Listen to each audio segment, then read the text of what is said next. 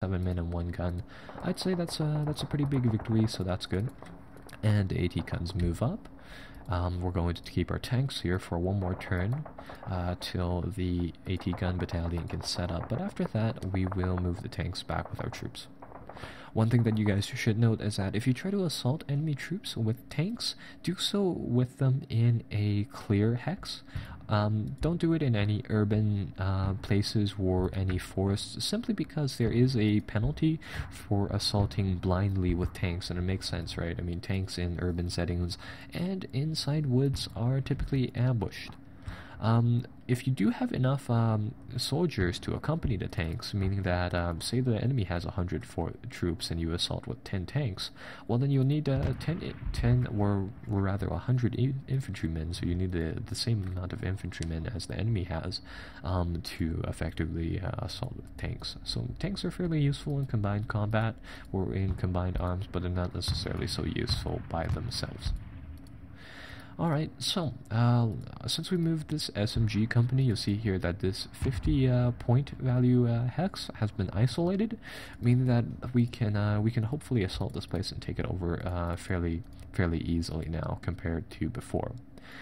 So we'll assault again, and it looks like that has worked. We've actually managed to disrupt the enemy, and we've managed to push him out of that location, which is rather nice, and we've managed to deal quite a lot of damage. So, now what this means is that we'll continue our assault, and you guys may have noticed that this little hex, or rather this little box comes up. The assault status menu pops up here. Typically you'll be playing with Fog of War, so this will usually display this message here stating that unknown assault odds are occurring. Assault odds measure how many troops, how many people that you have in men compared to the enemy's value. Tanks are calculated depending on attacking or defending into an equivalent number of men like guns, and that is all blended into one calculation. Typically you just want to have a higher assault ratio compared to the enemy's amount of troops. So let's assault, and let's try to take this hex over, and that'll do quite a lot of losses. In general, what you want to do is that you want to take a look at what type of messages are displayed upon the enemy hexes. So for example, this disrupted status lowers the amount of the enemy's effective men to about half, and likewise the isolated amount, the isolated condition does that as well. What that means is that, say this particular unit has 100 men, once it's disrupted, its effective manpower is only half of the unit's quality.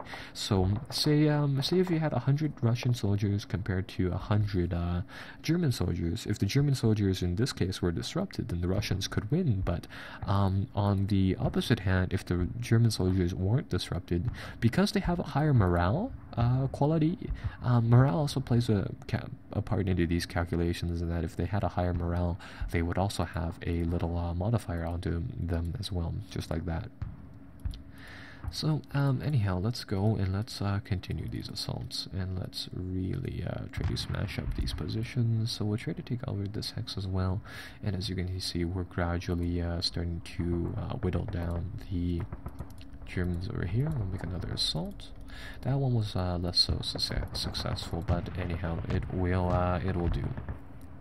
One thing that you guys should note is that the game does actually differentiate between day turns and night turns. So currently it is a night turn, and how these turns are effectively determined is that at the very bottom of the right hand of the screen, you'll see here that there's this little bar where currently we are in this black portion right here.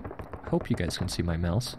And this is effectively the day calendar for what turn is it and what part of the day it is. So currently it looks like it's midnight, and well, coming from here, we're going to be assaulting in the dark. So assaults in the dark, I do believe they do a little more damage than usual, although I'm not particularly sure of that.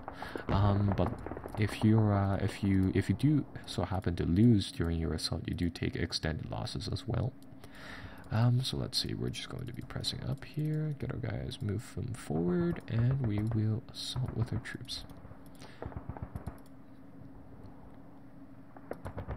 And that is, that'll be effectively the end of the game. We've taken 3 of the objectives, although,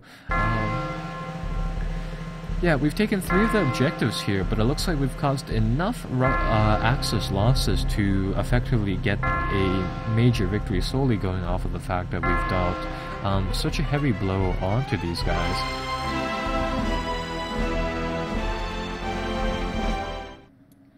Well, that is it for this time. I'll see you guys later on where we play another scenario from Moscow 42.